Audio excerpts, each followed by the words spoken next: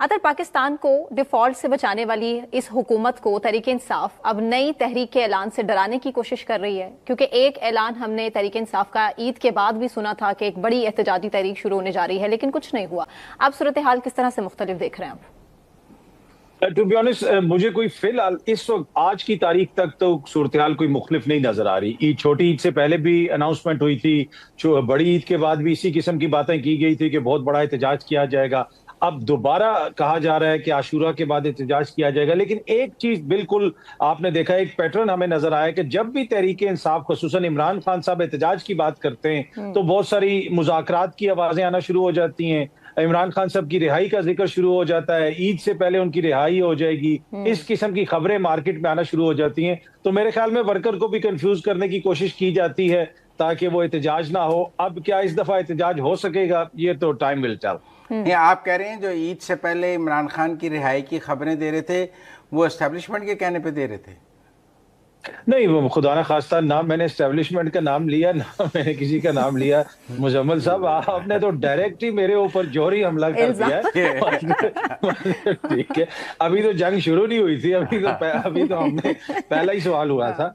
अब मेरे कहने का मकसद ये है कि इस तरह की मैंने कहा शायद आप नजम सेठी, मदर बरलास, इन सब जो हमारे सीनियर दोस्त ईद से पहले रिहाई की बात कर रहे थे, आप कह रहे हैं कि वो सब एस्टेब्लिशमेंट के कहने पे कर रहे थे?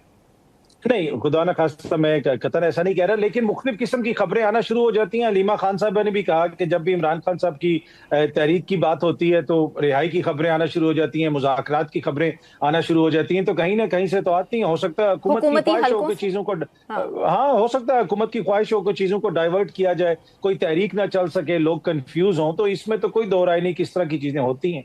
अब आपको लग रहा है कि लोग कंफ्यूज हो जाएंगे, डाइवर्ट हो जाएंगे, या इस बार यकसुई नजर आ रही है?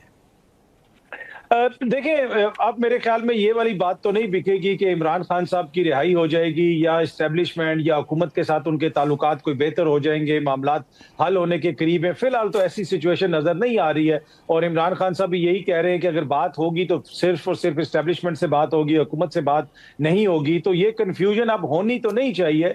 लेकिन मेन चीज ये है कि उनकी जमात प्लान क्या कर रही है, उन्होंने किस किस्म का एहतजाज करना है। अभी जिससे भी बात होती है वो ये कहते हैं कि जी ये माजी की तरह का एहतजाज नहीं होगा, हम मुख्तलिफ शहरों में एहतजाज करेंगे, हम इस्लामाबाद की तरफ नहीं आएंगे।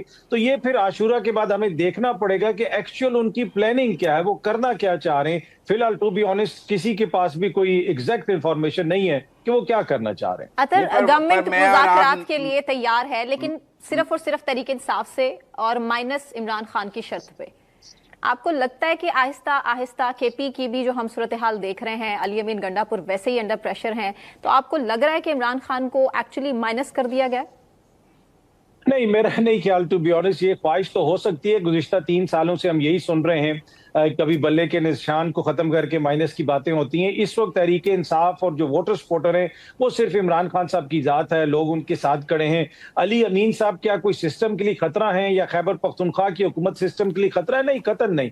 सिस्टम के लिए अगर कोई खतरा है, निजाम अगर अपने लिए किसी को खतरा समझता है तो वो इमरान खान साहब की जात है। तो मुझे नहीं लगता कि उनको इस वक्त माइनस किया जा सकता है। हाँ, ख्वाहिश ये जरूर है, लेकिन मुझे सियासी तौर पर वो माइनस होते हुए नजर नहीं आ रहा। तो फिर अलीमा खान ने क्यों कहा कि वो माइनस हो गए?